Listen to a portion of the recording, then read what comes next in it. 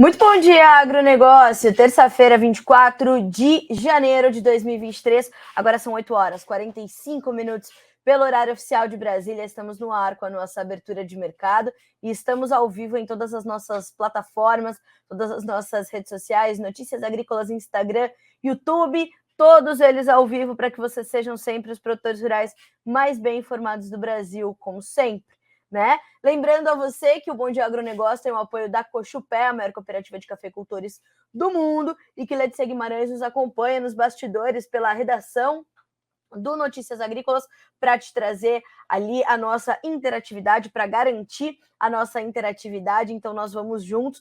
E hoje temos visita neste Bom Dia Agronegócio. No finalzinho, a gente vai conversar com o Peri Passotti Pedro, head de algodão da Stonex, para entender um pouquinho de como é que o mercado está se comportando nesse início de janeiro. Tem sido um mercado bastante volátil, mas registrando altas consideráveis nesse começo de 2023, e a gente quer entender o que tem motivado esse movimento, né? O que isso significa para o produtor brasileiro? Essa reabertura da China traz essa força ao mercado, né? Então a gente vai olhar para tudo isso, tá?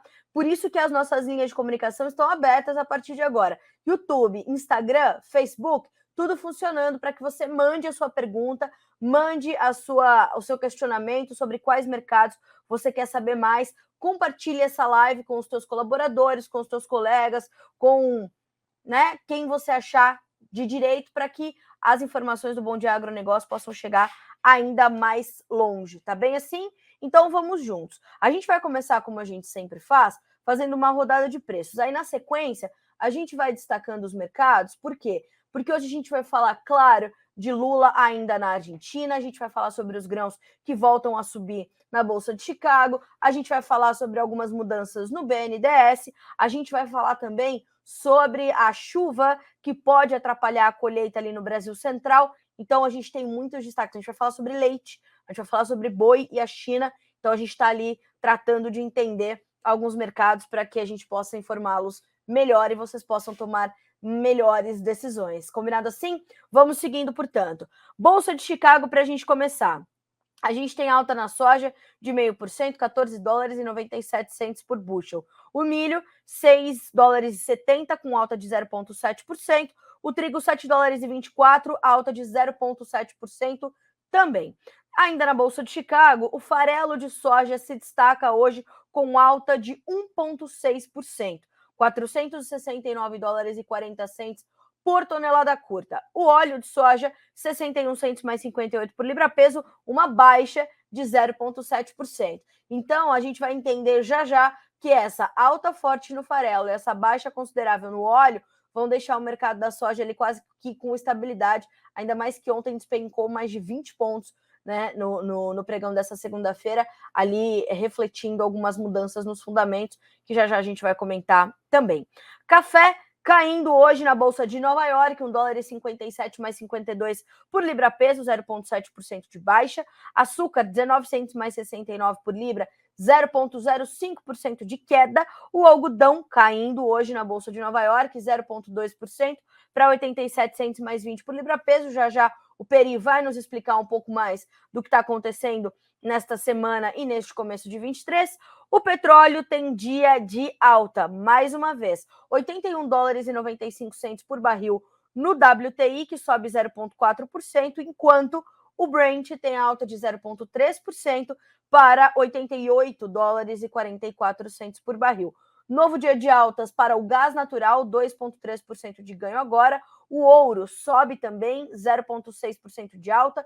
A prata sobe 1% e o cobre cai um pouquinho, mas bem estável o cobre, né? Operando ali de forma bem lateral, estava caindo 0,01, passou a subir 0,01 e agora está zerado, né?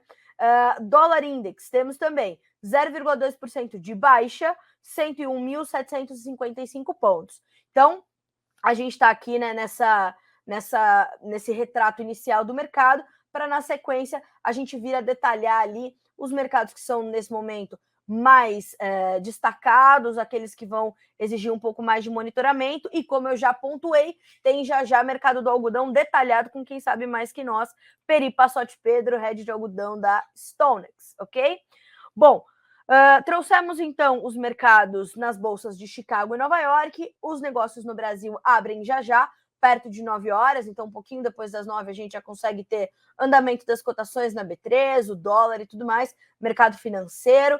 Temos uma semana onde o dólar inicia em baixa, recuando. R$ 5,20 foi o fechamento de ontem, com uma queda de 0,2%. Então, o mercado está aí tentando também redefinir as suas direções e a gente vai monitorar isso também.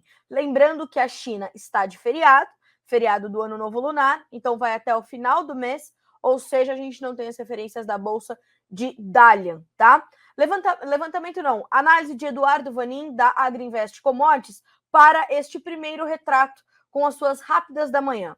Bolsas em leve queda, petróleo em queda, mas ainda acima dos $80 o barril. O mercado virou, passou a subir, né? A Administração Geral de Energias nos Estados Unidos fala em um balanço mais apertado para esse ano com a retomada da China.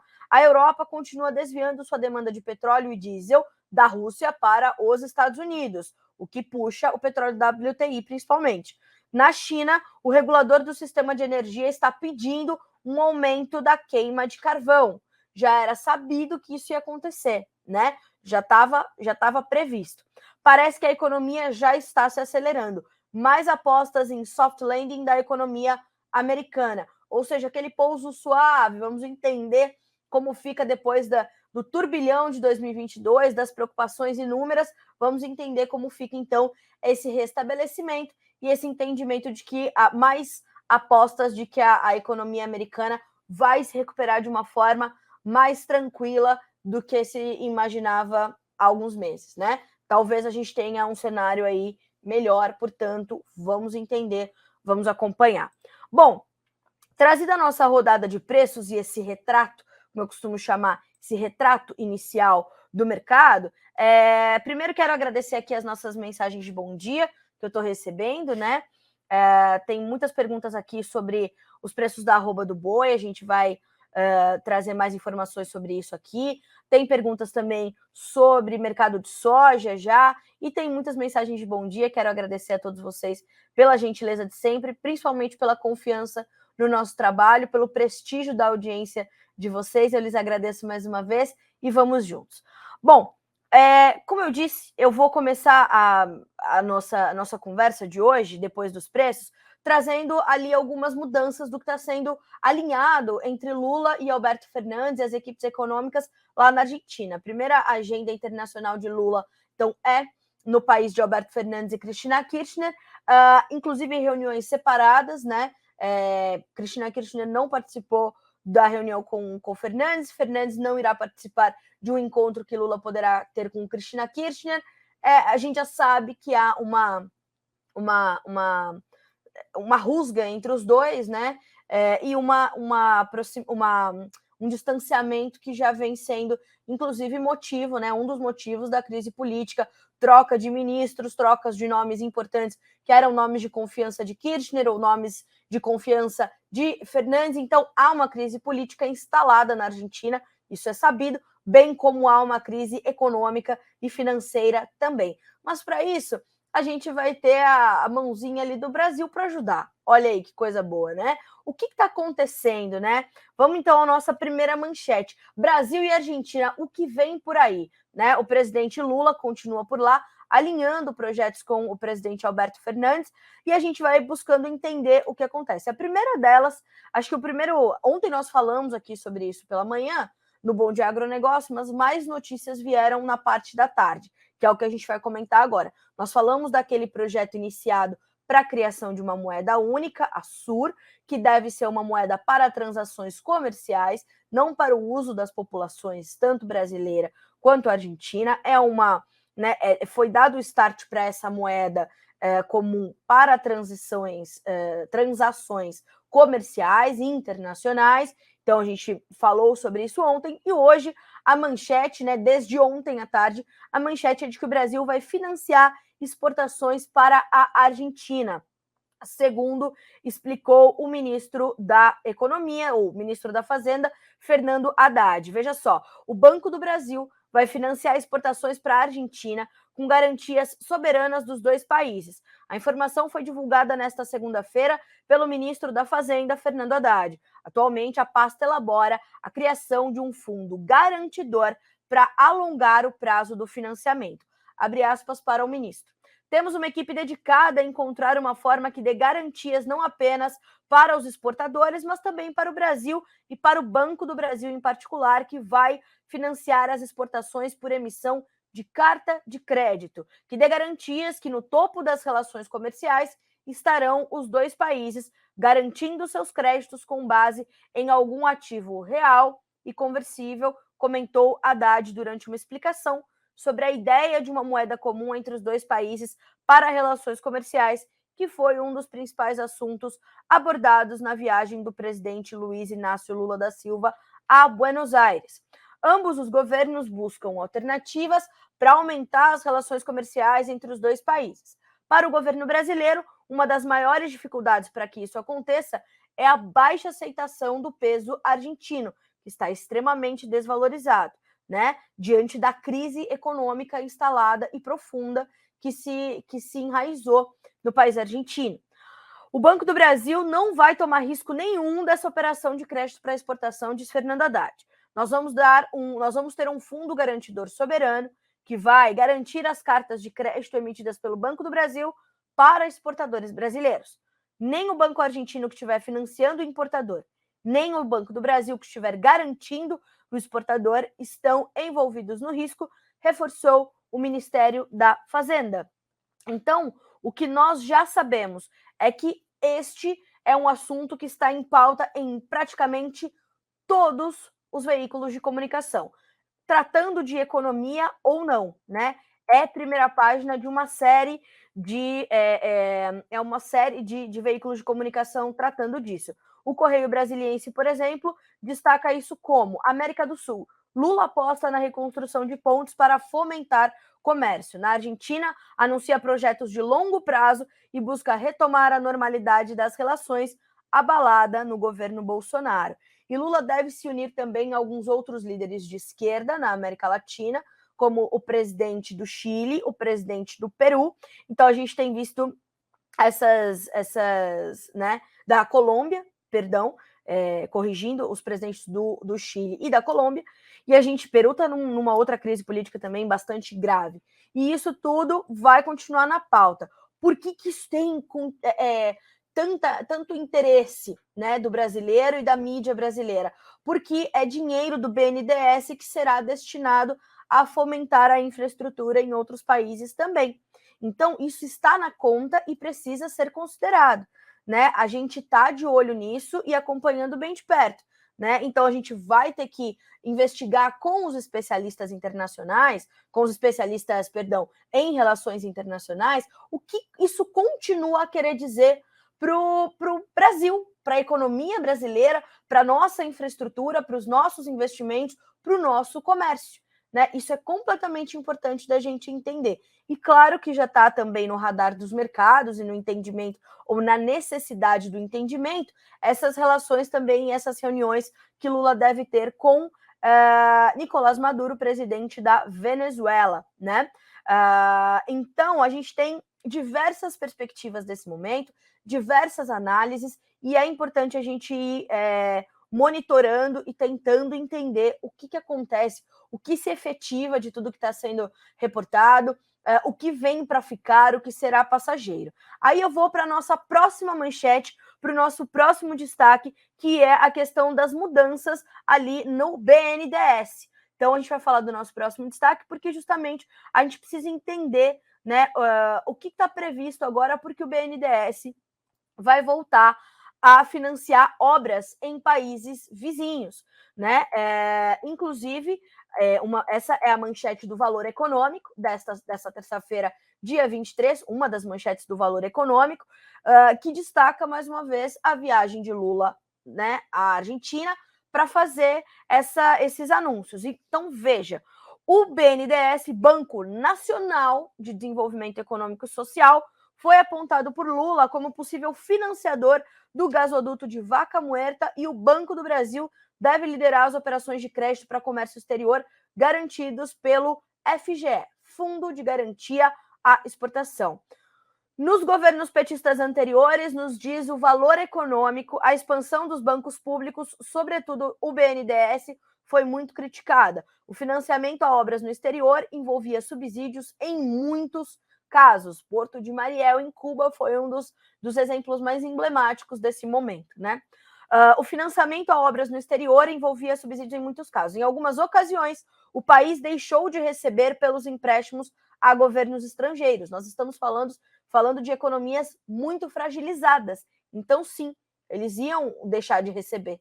Era já previsto, né? O anúncio ocorre em meio à preocupação do mercado sobre a ampliação dos financiamentos subsidiados pelo governo, especialmente de infraestrutura.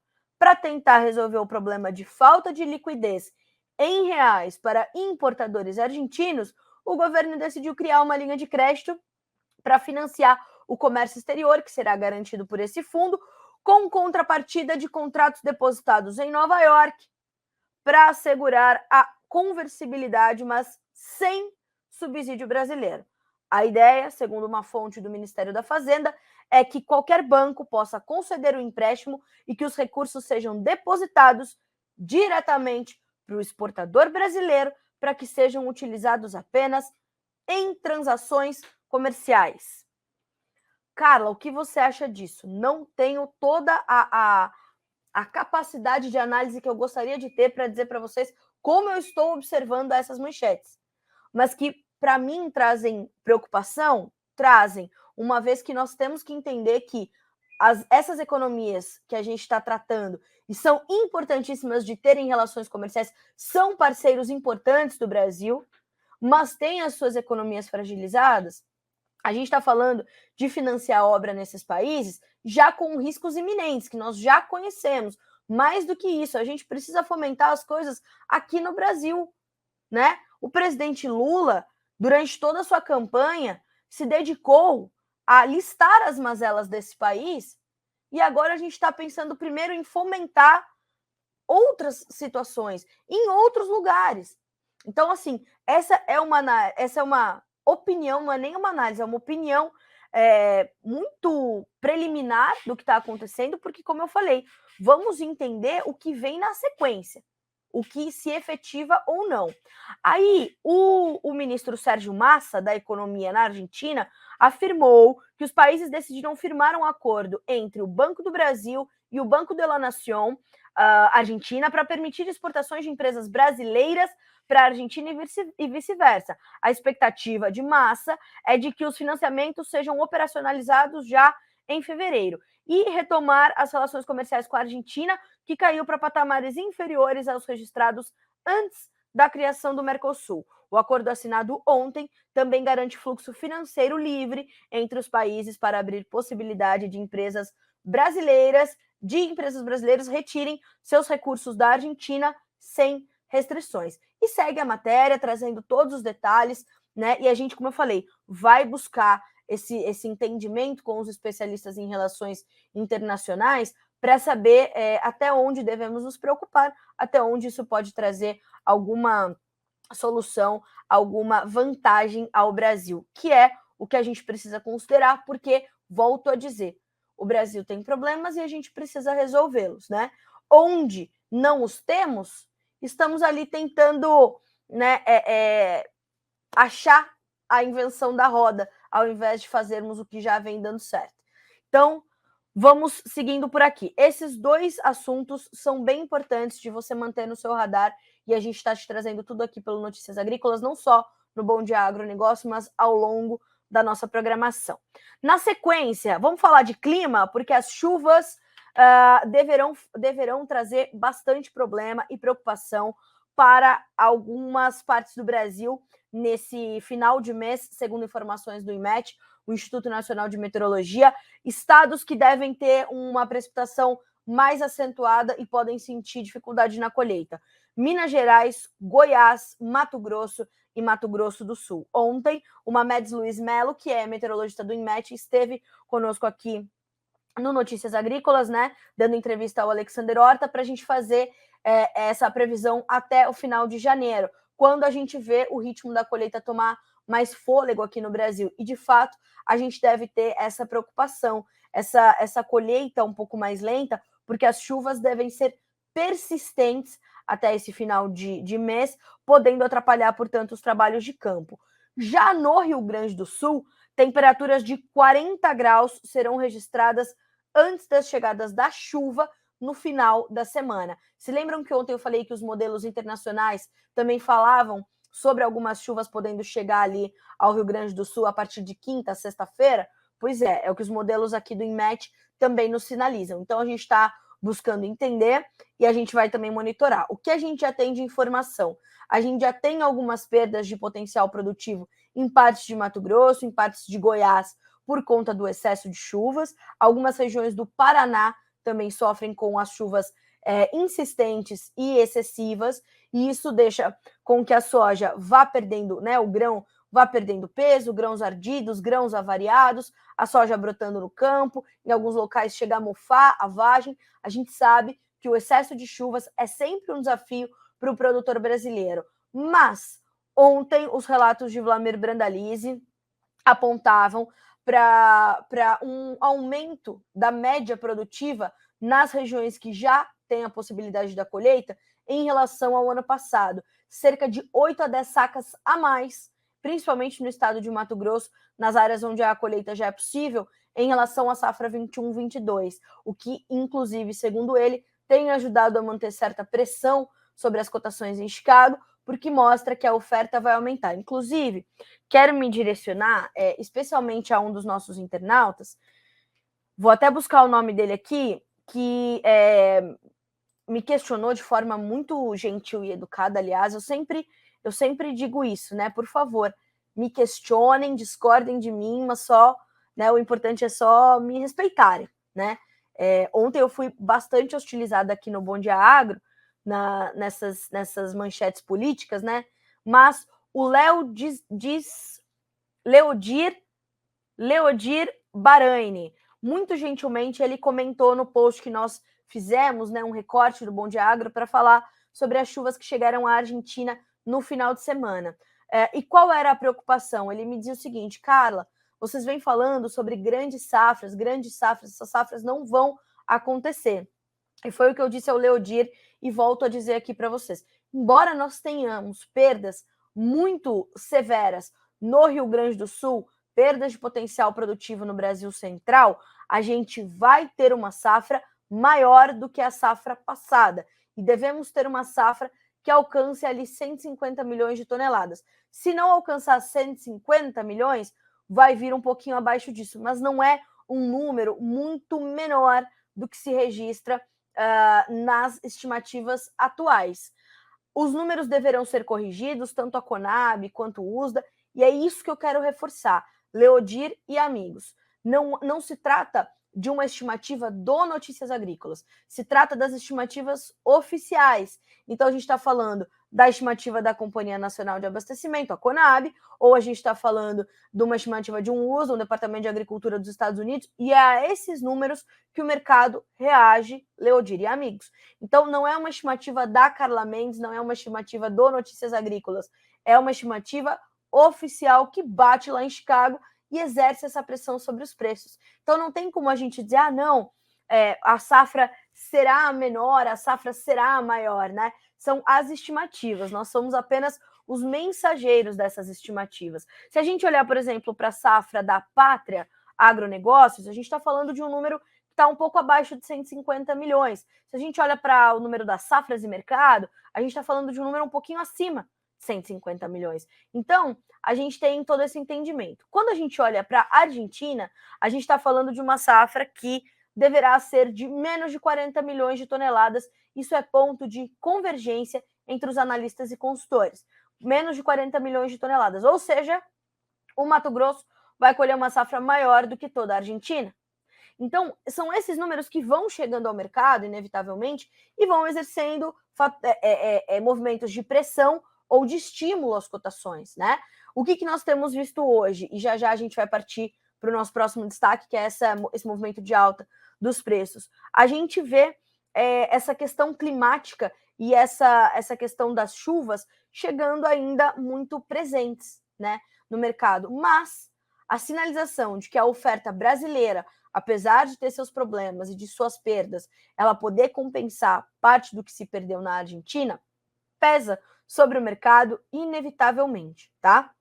Então, para amarrar essas informações da colheita, é importante a gente trazer essa perspectiva também. Eu recebi uma pergunta aqui no YouTube sobre se choveu bem na Argentina, do Demétrio. Bom dia, Demétrio. Sim, choveu bem na Argentina no último final de semana. Começou a chover na sexta e já era esperado para o sábado. Começou a chover na sexta, choveu no sábado e choveu bem no final de semana. Isso quer dizer que as lavouras vão ter plena recuperação e voltar ao potencial inicial? De forma nenhuma, mas a gente tem essa condição inevitável de ter essa pressão sobre as cotações, porque choveu e dá espaço para que haja uma recuperação, mesmo que parcial, porque muitas lavouras foram plantadas nas últimas semanas. Então, se continuar a chover, como está previsto voltar a chover na próxima quinta-feira, a gente tem essa perspectiva de potencial de recuperação de apenas uma parte das lavouras. Percebam que, aí vamos para o nosso próximo destaque, vou pedir para o Christian, nosso editor, trazer aqui a nossa próxima tela de destaque, que é a volta das altas para os grãos negociados na Bolsa de Chicago. A soja hoje tem altas agora, perto de 9 horas e 10 minutos, pelo horário oficial de Brasília, altas que variam de 4,5 a 6 pontos mais 75. O contrato março já vai buscar retomar os 15 dólares, agora tem 14,97. O maio, 14,93. O julho, 14 dólares e 85. O agosto, 14 dólares e 45 centos por bushel. Então, olha, o mercado hoje passa por um movimento de correção técnica, se estende para o milho, se estende para o trigo, ambos também trabalham em campo positivo. Nós temos altas que ainda refletem-se os fundamentos, mas a gente tem essa pressão por conta da questão climática na Argentina, sinalizando alguma melhora. Volto a reforçar, isso não significa que está recuperada, né, a salvação da lavoura, literalmente, essas chuvas que chegaram por lá, tá bem? Então, quando eu digo a vocês, não limitem-se somente aos títulos, busquem as notícias completas, as entrevistas completas, isso é completamente importante, tá certo? É importante porque ali vocês vão ter o contexto geral. Então, isso é muito importante, tá bem? É por aí. Bom, o que mais puxa os grãos nesta terça-feira, dia 24 de janeiro? A gente tem, então, essa correção técnica, a gente tem ainda preocupações com o clima na Argentina, mas, de outro lado, a gente tem também a movimentação dos fundos, dos traders, dali de quem está fazendo dinheiro para esse mercado. Ontem caiu demais, ficou, abre aspas, barato, fecha aspas, porque aí a gente vê os caçadores de barganha, como chama o mercado, virem para a ponta compradora, comprar algumas posições, fazer dinheiro, também realizar lucros. O mercado não realiza lucros só na baixa, né? Então, vai observando esse movimento, vê ali uma oportunidade e os investidores voltam, então, as commodities que ficaram mais atrativas e o mercado tem esse espaço para essa recuperação, para essa alta. Outro fator importante, o petróleo sobe 0,3%, ajuda a puxar os grãos. Agora, quando a gente olha para os derivados de soja, a gente tem dando espaço para a alta do grão e também para o milho, tá? E também para o trigo, essa alta do farelo, 1,4% de alta agora para 468 dólares e 50 centos por tonelada curta. Em contrapartida, a gente vê o óleo voltando a recuar. Tem uma baixa de 0,7%, 61 centos mais 61 por libra-peso. A gente tem uma oferta maior agora de óleo de girassol vinda do leste europeu com a manutenção do corredor de exportação de grãos. E uma necessidade dos vendedores de fato, levarem essa oferta ao mercado. Isso tem trazido alguma pressão sobre as cotações. De outro lado, vamos manter a nossa atenção sobre a oferta de óleo de palma, uma vez que Indonésia e Malásia estão retendo parte da sua oferta para atender o seu abastecimento interno, tem a política de biocombustíveis lá em cima. Se nós estamos aqui no B10 trabalhando para chegar no B15, eles estão no B30, B20 e poucos. Então, eles estão precisando atender a sua demanda interna e ambas as nações, que são as duas maiores exportadoras globais de óleo de palma, estão nesse movimento. Bom, Na nossa sequência, eu quero destacar aqui as nossas exportações de milho, já que estamos falando ali dos nossos mercados de grãos. Vamos falar do Brasil exportando muito milho nesse começo de 2023. Os primeiros dias de janeiro já somam 4,2 milhões de toneladas, 54% a mais de tudo que foi exportado de milho em janeiro de 22 pelo Brasil. É isso mesmo. Os rendimentos, a receita gerada por esses embarques alcança mais de US$ 1 bilhão. Os números foram divulgados ontem, segunda-feira, pela SECEX, a Secretaria de Comércio Exterior, que aponta que nestes primeiros 15 dias úteis, portanto, de janeiro de 23, nós já embarcamos 54,4% mais do que tudo que foi exportado em janeiro de 22. Nós exportamos 4.220.283,4 toneladas de milho. Em todo janeiro do ano passado, um pouco mais de 2.700.000 toneladas. A média diária de embarques, temos 280.352 toneladas, 116% maior na comparação com dezembro, que já foi forte, né? A média do último mês de 2022, diária, foi de 130.117,8 toneladas. Já a média diária de embarques da última semana, 281.352,2. É o milho brasileiro. E a China mudando a dinâmica deste mercado, né? Nós já tínhamos um bom avanço, nós tínhamos boas perspectivas, mas nós temos melhores ainda com essa condição. Lembrando que Brasil deve registrar mais um ano de exportações recordes de milho em 2023, segundo analistas e consultores de mercado. Bom, falamos das exportações de milho e as notícias são muito boas. Vamos falar sobre as nossas exportações de soja. Essas já não tão boas. As exportações de soja do Brasil despencaram em janeiro até a terceira semana do mês, porque nós temos menos estoques e também uma certa lentidão e algum atraso que já se registra para a colheita da safra 2022-23. Segundo a nossa apuração junto à SECEX, a Secretaria de Comércio Exterior, nós temos ali 38,03 mil toneladas de embarques de soja até a terceira semana deste mês, uma baixa expressiva em relação a 116.760 toneladas exportadas por dia em janeiro do ano passado. Então, a média diária, 38,03 contra 116,7 mil em mesmo período do ano de 2022.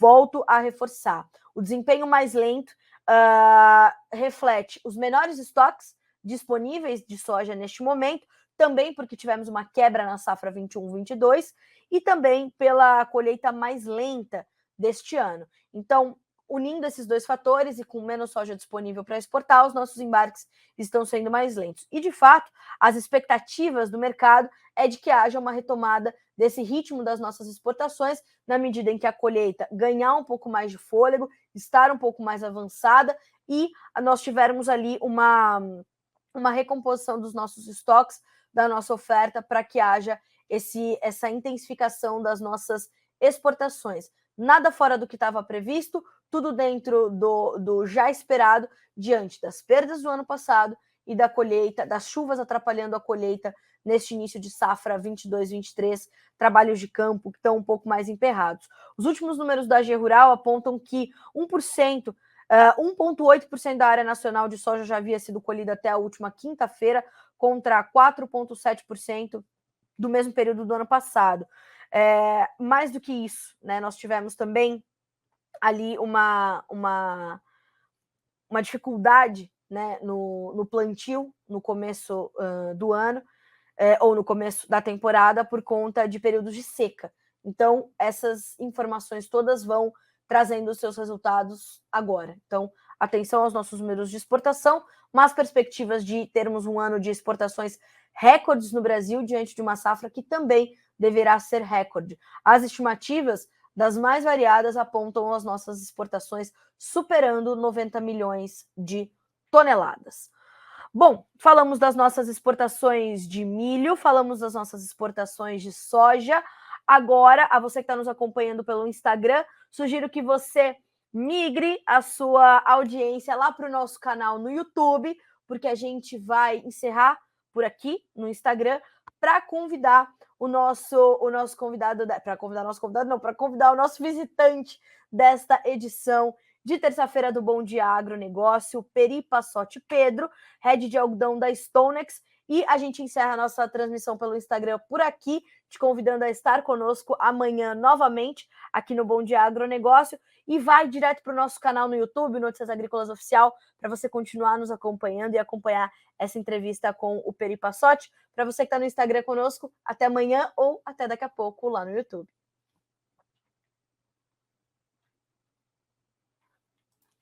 Bom, e nós seguimos por aqui, não é? E vamos agora falar sobre o mercado de algodão, porque são informações importantes e quem vai nos ajudar a entender o que está acontecendo nesse começo de 2023, quais são as perspectivas para esse finalzinho de janeiro, é o meu amigo Peri Passotti Pedro, head de algodão da Stonex. Ainda não está conosco, Peri. Não está conosco, mas está chegando. E aí a gente vai trazendo, então, o restante das nossas manchetes. A você que está no YouTube nos acompanhando, no Facebook, este é o Bom Dia Agronegócio, nossa abertura de mercado aqui pelo Instagram, Facebook, YouTube, todas as nossas redes sociais ao vivo para que vocês sejam os produtores rurais mais bem informados do Brasil. Seguimos aqui agora falando sobre um pouquinho o mercado do boi gordo. Pois é, o mercado do boi gordo está todo de olho nas condições ali da China. Reabilitamos algumas plantas frigoríficas para a China e isso tem uma importância grande para o nosso mercado. Diante disso, ontem, na sua entrevista ao Alexander Horta, no nosso momento ali do Boi Gordo, que temos todos os dias, 11h30, horário de Brasília, para ti, aqui no Notícias Agrícolas, conversamos com o Iberville Neto, que é médico veterinário e diretor da HN Agro, nos trazendo essa perspectiva. E ele foi bem claro. A reabertura do frigorífico de Mozarlândia para exportação de carne bovina para a China tem mais relevância do que a habilitação das plantas para a Indonésia. Pois é, por que isso acontece? Porque nós temos ali uma China que vai reativando as suas compras. O que a gente pode esperar da demanda chinesa, de uma forma geral, mas falando sobre as carnes especificamente, depois do feriado do Ano Novo Lunar? Como é que ela está desenhando esta dinâmica? A gente sabe que as perspectivas do mercado chinês são muito fortes para o mercado de carne bovina, não é de ontem, nem não é de hoje, nem de ontem, nem de anteontem. O mercado já trabalha com essas perspectivas boas, fortes do mercado chinês há muito tempo. E agora, segundo a HN Agro, Mozarlândia entrou no primeiro trimestre de 22 quase com a mesma quantidade de carne comprada pela Indonésia durante todo o ano. Então, veja, a gente tem ali uma importância enorme da Indonésia para o nosso mercado, claro, naturalmente, mas nós temos também que monitorar essa volta da China ao mercado brasileiro, né? E olhar para isso tudo de uma forma bastante pragmática. Saber que são importantes, mas um pode ter uma pressão ou uma influência mais forte no mercado do que outra. Abre aspas para Iberville Neto. Nós exportamos 20 mil toneladas de carne para a Indonésia no ano passado, enquanto Mozarlândia foi responsável por embarcar 18,7 mil toneladas em 3 meses. Estão entendendo a importância dessa planta frigorífica? Então, é por aí que a gente tem que observar. Como é que estão os preços do boi gordo nessa terça-feira na B3? O mercado já abriu aqui no Brasil às 9 horas, agora 9 horas e 24 minutos, o mercado está estável. Março tem R$ 90,16, estável. Mesma coisa para o maio, que está cotado a R$ 89,43. Julho, R$ 87,32, caindo 0,3%. E o setembro, R$ 87,20, estável também. Bom, a gente está aqui buscando a nossa conexão com o Peri e a gente vai dar uma olhadinha, então, né, nas demais manchetes, enquanto ele está chegando, enquanto a gente vai trazendo aqui Peri Passotti Pedro para o nosso convívio, né? Estamos seguindo. Vamos lá.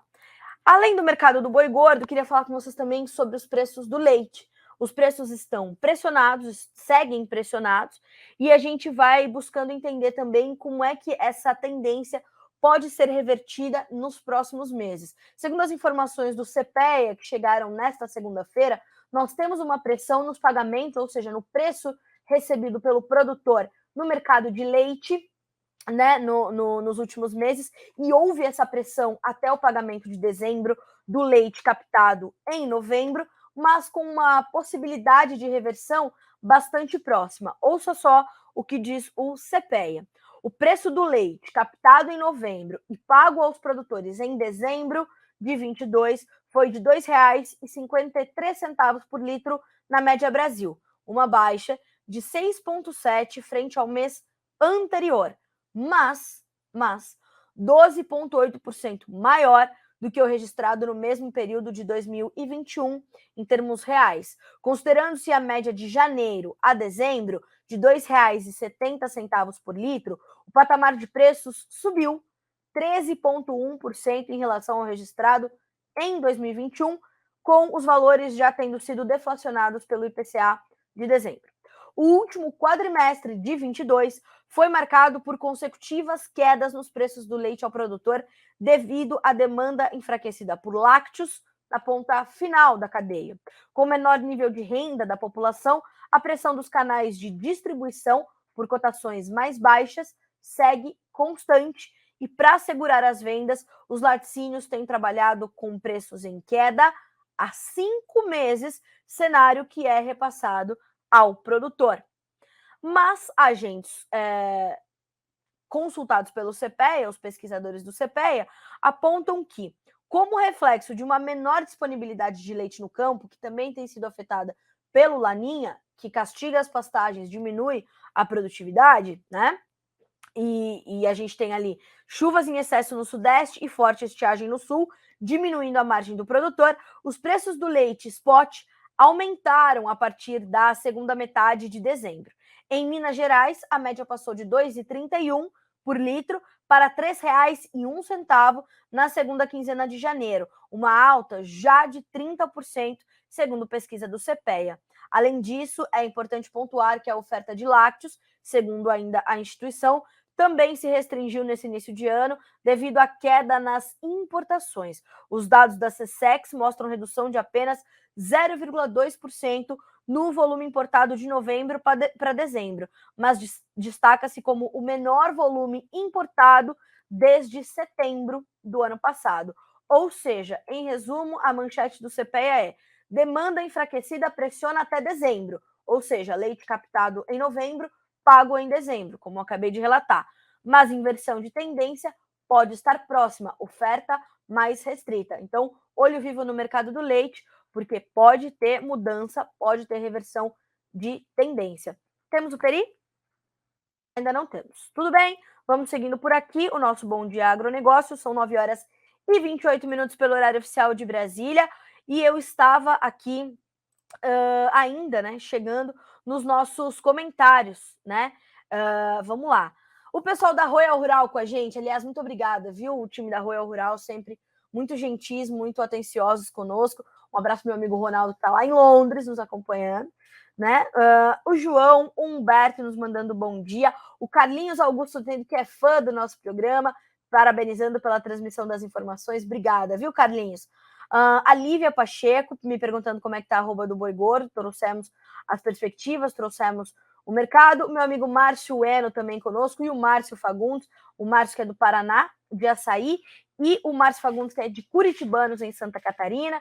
O Fábio Ribeiro, o Edivaldo, me perguntando por que o café está caindo tanto. Pois é, Edivaldo, a gente vê ali no café ainda uma mistura de fundamentos, com pressão do mercado financeiro, a questão cambial e uma dificuldade da demanda. A demanda continua presente, tá? Mas ela tem certa dificuldade em avançar. E a gente tem uma oferta que está pensando em se recuperar. Não deve acontecer em 23, mas o mercado espera que sim. Então o mercado vai sentir esse peso, vai sentir esta pressão mais agressiva, tá? Vamos ver como é que estão as cotações na Bolsa de Nova York, né? Já que estamos aqui, vamos lá. Mercado hoje caindo de 0,5% a 0,6% nos contratos mais negociados. Março, $1,57 mais 75, maio, $1,58 mais 20 por libra peso, julho com $1,58 mais 40 e o setembro, $1,58 mais 20 também. Bom, seguimos aqui com os nossos comentários. A Ana Tombini, minha amiga lá de Primavera do Leste, dizendo: meu Deus, que pânico com esse governo. Mas o que eu sempre digo, né, Ana? Os governos passam, o Estado fica. O Brasil é dos brasileiros, minha amiga. A gente tem que continuar trabalhando, continuar garantindo que a gente possa fazer a roda da economia desse país girar, garantindo dignidade a mais pessoas. Você que é produtora rural, continuar empregando pessoas. É por aí que a gente vai mudar as coisas, né? É lógico, tem muita coisa que está atrelada no nosso dia a dia, no nosso desenvolvimento, no nosso planejamento aos governos. Mas a gente precisa lembrar também que a gente tem a nossa rotina, tem o nosso dia, amanhã o sol vai brilhar, a gente vai trabalhar e a gente tem que ir buscando, tem que ir buscando. Algumas informações são realmente estarrecedoras, né? Algumas notícias que a gente tem que dar surpreendem, mas a gente vai seguir aqui, vocês do lado, né, de lá, e a gente com resiliência, como é típico e característico desse setor, vai continuar seguindo, né? Claro.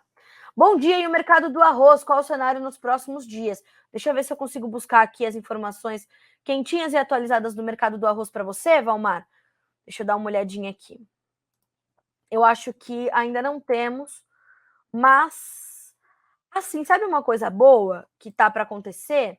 É a reunião da Câmara Setorial do Arroz, e entre os temas abordados esse ano vai ser o início sobre o estudo da cadeia do arroz para ser realizado esse ano.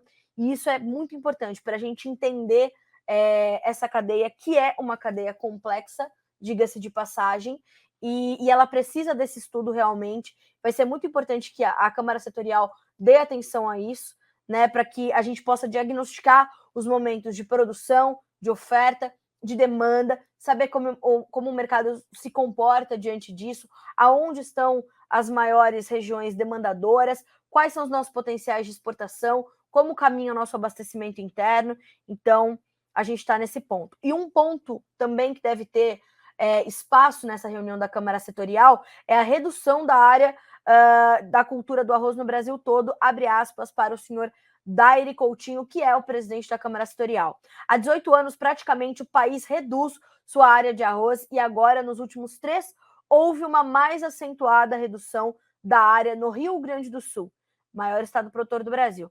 É importante essa discussão para amparar essa nova situação do mercado e também termos um debate em relação aos custos de produção na lavoura, que são crescentes nos últimos anos, inviabilizando a prática dos preços históricos. O setor precisa buscar preços mais elevados para buscar pagar esse custo mais alto. Então, é sabido que o mercado do arroz vem sofrendo com esse desequilíbrio, né? E a gente está, né, de olho nisso, a gente está atento, tá? Seguindo aqui nos nossos comentários. Que maravilhoso o Márcio Eno trazendo aqui os comentários em inglês, né? Que é o melhor canal agrícola deste país. Olha aí, que gentileza. Obrigada, Márcio. Bom dia, dona Eliana. Vamos lá. Deixa eu checar aqui no YouTube também. A Valéria nos mandando bom dia. O Jonathan Freitas também. A Laura Canali falou que gostou de eu estar de rosa hoje. Obrigada, viu, Laura? Gostei do elogio. Vamos usar mais vezes, portanto. O José Herbst, bom dia, Carla. Como é que vai se comportar o preço do feijão? Vai subir ou baixar? Pois é, José. A gente tem visto o mercado do feijão também buscando as suas definições, buscando as suas direções. E na última entrevista que o Marcelo Líderes, presidente do Instituto Brasileiro do Feijão, o IBRAF, deu ao Notícias Agrícolas, o que ele nos disse? Atuais preços do feijão tende a estimular plantio para a segunda safra, produtores devem se planejar para evitar o excesso de oferta. Diversificação do plantio com variedades exportáveis pode ser uma boa estratégia para evitar a pressão nos preços. Nós tivemos no final de 22 e começo de 23 preços recordes no mercado do feijão. Agora, isso, claro, vem sendo carregado para o começo deste ano e isso vai poder estimular, portanto, essa condição. Se a gente tiver um aumento considerável desse plantio, de fato, nós podemos ter ali uma pressão sobre as cotações. Aí a estratégia é diversificar com essas variedades exportáveis, né? E é importante você checar essa última entrevista do Marcelo, tá? Do dia 19, que ele traz toda essa análise completinha e fazer essa estratégia e essa diversificação é um ponto que já vem sendo, inclusive, debatido pela própria Câmara Setorial e vem sendo batido pelo Marcelo Líderes há um tempo, para termos atenção a essa diversificação, que é isso que vai garantir a otimização da renda do produtor brasileiro de feijão. Vale a pena ouvir mais essa entrevista do presidente do IBRAF conosco aqui no Notícias Agrícolas, viu? Qual o colega que me perguntou? O José Herbst, tá? Então, vamos juntos. Senhoras e senhores, 9h35 pelo horário oficial de Brasília, o Peri Passotti Pedro teve um pequeno imprevisto ali profissional, uma reunião importante para ter ali com o seu time, por isso não poderá estar conosco, mas vamos reagendar essa entrevista e logo ele estará com a gente aqui no Bom Dia Agronegócio para nos esmiuçar todas as informações do mercado de algodão, tá certo? A você que nos acompanhou nesta edição de terça-feira, 24 de janeiro, dia em que completam 11 meses de conflito entre Rússia e Ucrânia, né? Parece que foi ontem que a gente deu a notícia do início da guerra. Para eles deve parecer que faz 11 anos, né? A gente está aqui tentando entender, né, também os efeitos disso. E a gente continua ligado aqui para que vocês sejam os produtores rurais mais bem informados do Brasil também sobre isso. Inclusive, às 10h30, já, em mais uma horinha, eu troco de estúdio para entrevistar o Jonathan Pinheiro sobre o mercado de trigo. Ele que é colega do Peri, também é da Stonex, ele é consultor em gerenciamento de riscos, e a gente vai falar sobre o mercado de trigo. Então, em uma hora, eu te vejo de novo no outro estúdio, só vou trocar aqui de casa para a gente continuar te trazendo informações. Fora isso, te desejo uma excelente terça-feira, bons negócios para ti e até amanhã.